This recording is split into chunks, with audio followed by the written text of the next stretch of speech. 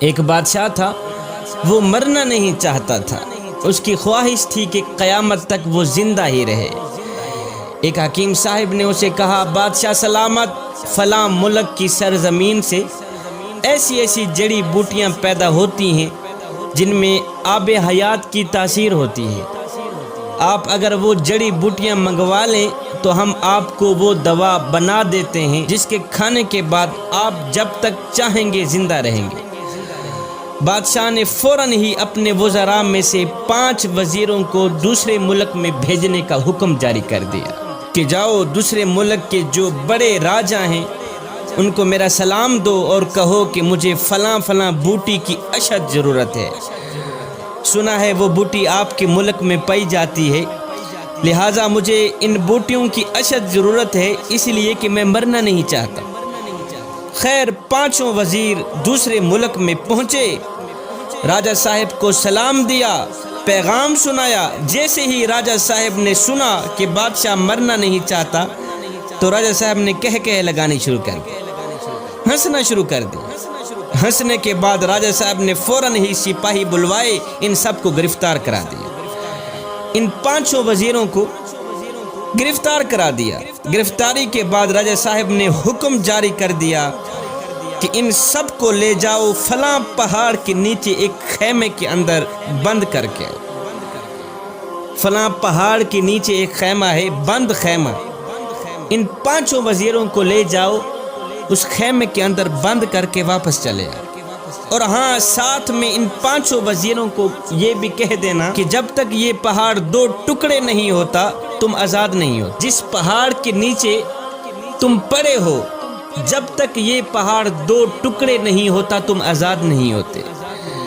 سپاہی ان 5 وزیروں کو لے گئے، پہاڑ کے نیچے خیمے کے اندر بند کر کے واپس چلے آئے۔ اب ان 5 وزیروں کو چاروں طرف موت کے آثار نظر آنے لگے، کھانے پینے کو کچھ نہیں تھا۔ مشکل کی اس گھڑی میں اللہ کے سوا ان کا اور کوئی حامی و ناصر نہیں تھا۔ اب انہوں نے کیا کیا؟ زمین پر سجدہ ریز ہو گئے، رو رو کر گڑ گڑا کر دعائیں کرنے لگے کہ یا باری تعالیٰ ہم پہ رحم فرما، پہاڑ کے 2 ٹکڑے کر دے تاکہ ہم موت سے بچ جائیں، ہم آزاد ہو جائیں۔ اللہ اکبر۔ سارا دن ساری رات روتے ہی رہے۔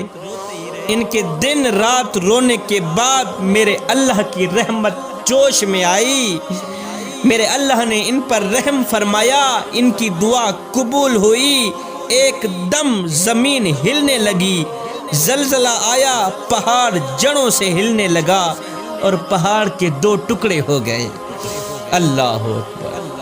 زلزلہ آیا، پہاڑ کے 2 ٹکڑے ہو گئے، ان کی دعا قبول ہو گئی۔ اب راجہ صاحب نے آرڈر دیا کہ ہماری شرط پوری ہو گئی ہے، پہاڑ کے 2 ٹکڑے ہم چاہتے تھے ہو گئے ہیں، اب جاؤ ان 5 وزیروں کو میرے پاس لے آؤ۔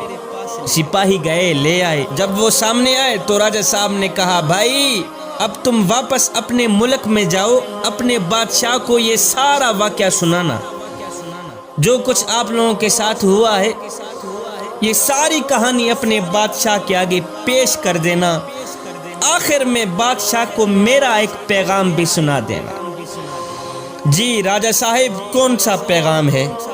راجہ صاحب نے کہا کہ اپنے بادشاہ کو کہنا کہ بادشاہ 5 لوگوں کی بد دعا جس طرح پہاڑ کو ریزہ ریزہ کر سکتی ہے، 5 لوگوں کی بد دعا جس طرح پہاڑ کو ریزہ ریزہ کر سکتی ہے، بالکل اسی طرح 5 کروڑ عوام کی بد دعائیں بھی بادشاہ کی زندگی مٹی میں ملا سکتی۔ 5 لوگوں کی بد دعا جس طرح پہاڑ کو ریزہ ریزہ کر سکتی ہے، بالکل اسی طرح 5 کروڑ عوام کی بد دعائیں بھی بادشاہ کی زندگی اور اقتدار مٹی میں ملا سکتی ہے۔ اپنے بادشاہ کو کہنا کہ بادشاہ، اگر تم اپنی لمبی زندگی اور لمبا اقتدار چاہتے ہو تو ہر گھڑی ہر لمحے غریب عوام کی بد دعائیں سے بچنا، غریب عوام کی بد دعا سے بچنا۔